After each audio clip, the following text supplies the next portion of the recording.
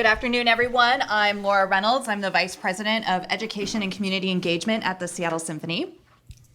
And I am Shiva, Shafii, Public Relations Manager at the Seattle Symphony. Over there, we have Eric Jacobs on the clarinet, and you just heard Demarre McGill, Principal Flute with the orchestra, and Angela Dragagescu on piano. So thank you all for joining us today. Shiva and I lead the equity, diversity, and inclusion efforts at the Seattle Symphony. And over the last few months and years, we've been asking ourselves lots of questions about who we are, who we have been, and who we want to be in the future. And one of the interesting questions that came out of that is this simple question of what is classical music? And today in our talk, we'll be exploring what that means through this equity, inclusion, and diversity lens. Okay, guys, close your eyes. Imagine you're in a big concert hall. Who are you sitting with in the audience? Who do you see on stage? What names do you see in the program?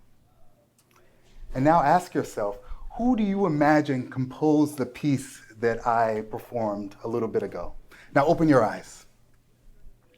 You may have imagined this composer when you heard the opening piece. In fact, this first piece was written by a composer named Joseph Bologna, aka Chevalier de Saint-Georges, a contemporary of, oh, where did he go? A contemporary of Wolfgang Amadeus Mozart. But why isn't Joseph Bologna a household name? It's definitely not for a lack of talent. Saint-Georges was a French composer, the son of a wealthy planter and an African slave. He is known today as the first classical composer of African descent. We don't know much about his training, but we do know that he was an esteemed and known virtuoso of the violin. And fencing, I guess. During the French Revolution, he fought alongside Thomas Alexander Dumas, the father of the famous author Alexander Dumas. Joseph Bologna became Marie Antoinette's music teacher, and in 1776, at the age of 30, it was recommended that he become the new music director of the Paris Opera. Until two singers and one dancer filed a petition to the Queen stating their honor and the delicacy of their conscience would not permit them ever to be subjected to the orders of a mulatto. Even though St. George was more than qualified, because of this letter, he did not receive the role and the music directorship remained vacant. So when we hear stories like this, we know that this is not alone in of its kind. It's not just specific to classical music. It's also not specific to any other industry. These are stories that we hear all the time. And the things that they really show us is the role that historical oppression has had in the evolution of, for us specifically, classical music. And so when we think about these things, we then begin to question, well, why haven't we been hearing these other voices and these other composers? And what's even more remarkable is that even during all of this time, there were still other people composing music that we might not know that much about now. And if arts articulate a society's moment in time, what values and experiences are we missing out on if we continue to tell those stories from the same perspective? And so then we continually ask ourselves, what other stories are missing?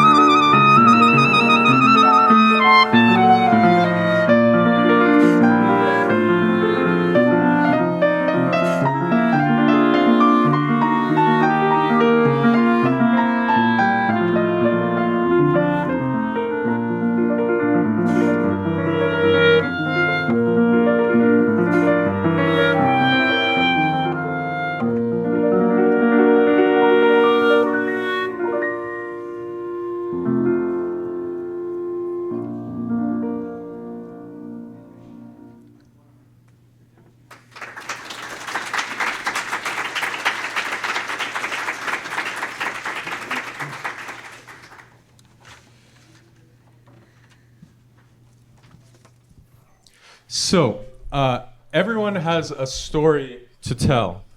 Back in classical music's Romantic era, which began in the late 18th century and early 19th century, some of the genre's most beautiful music was composed by some of the most wonderful storytellers. We had Tchaikovsky, Chopin, Liszt, Wagner. These are all composers that you all are probably very familiar with and have influenced many of the film composers that are writing today, and even a lot of the pop stars as well. So the composer you just heard was one of the most distinguished composers and pianists of that era. This composer had a concert career that lasted 61 years, was a piano teacher at one of the most sought-after conservatories in Frankfurt, the Hochkonservatory, and premiered and influenced many of Brahms' most famous and beloved piano works. Any guesses on who this composer is?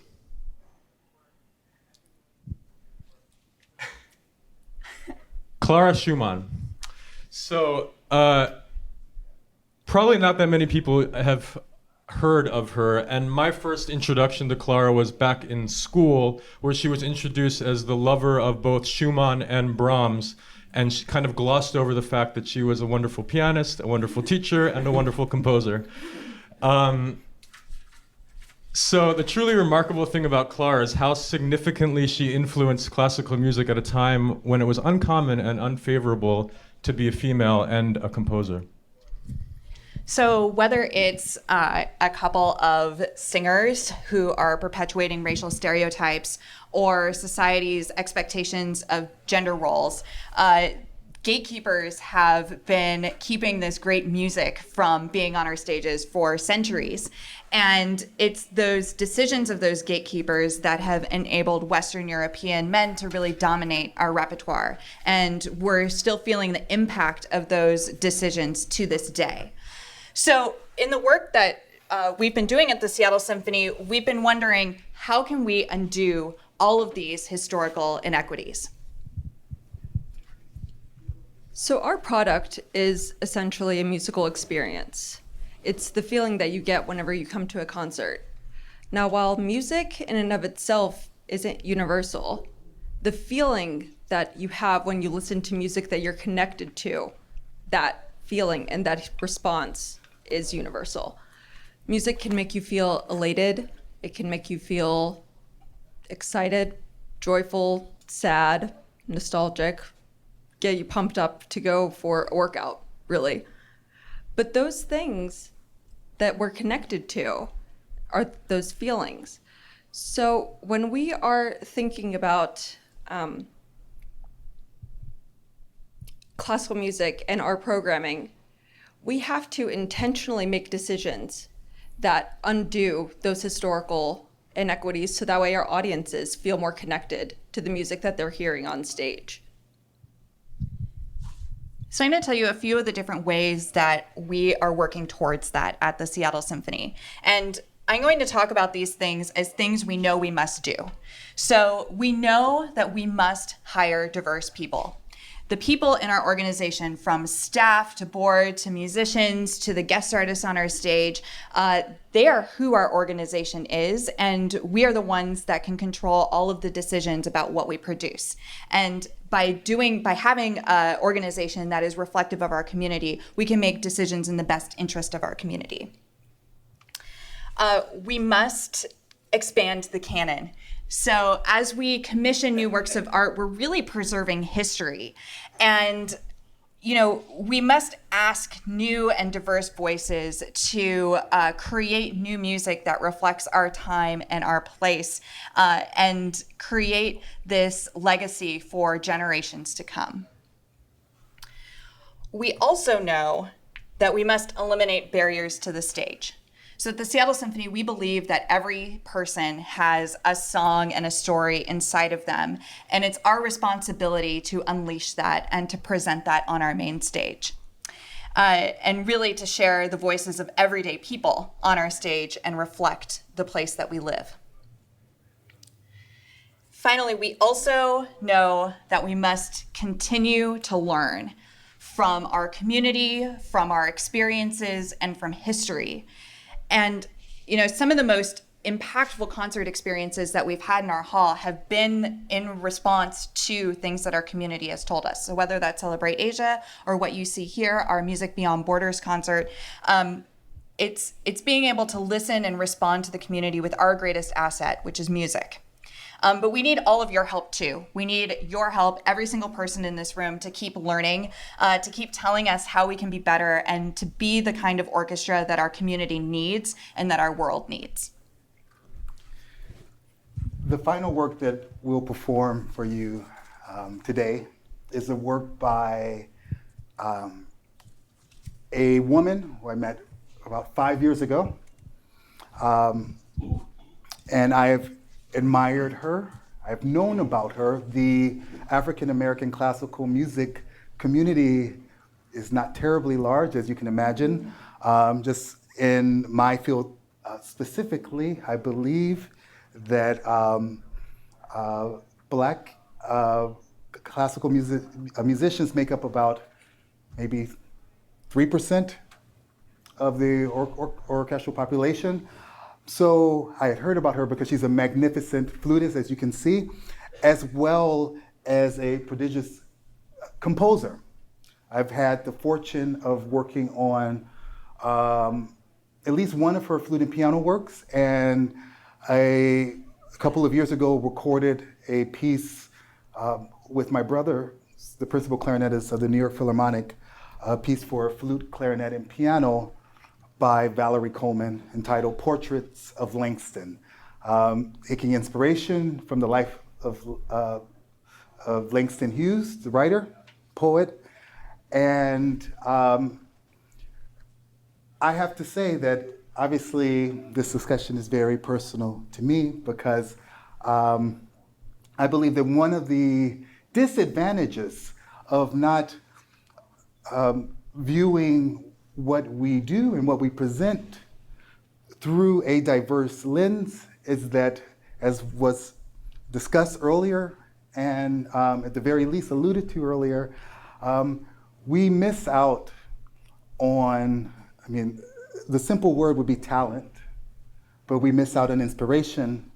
We miss out on quality if we view, I believe, whatever we're doing through a singular, very narrow lens, viewpoint. So we're excited to actually play a movement from Portraits of Langston today. All right.